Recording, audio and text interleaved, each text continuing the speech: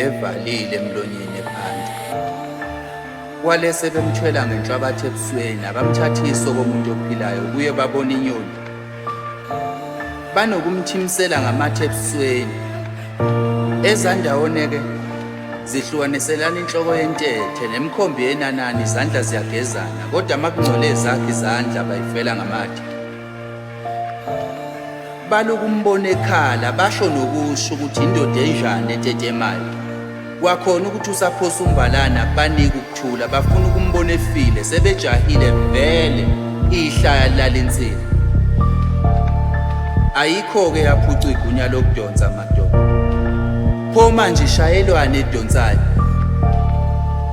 Abanye bazalwa befumbethe okukhulu, amandla amakhulu okuvulela abantu izinto ezinkulu, kodwa esaba isandla sivela kakhulu ebugebengini obubandakanya ukusoconga, ukudlwengula izingane ezincane nokunukukeza besifazane.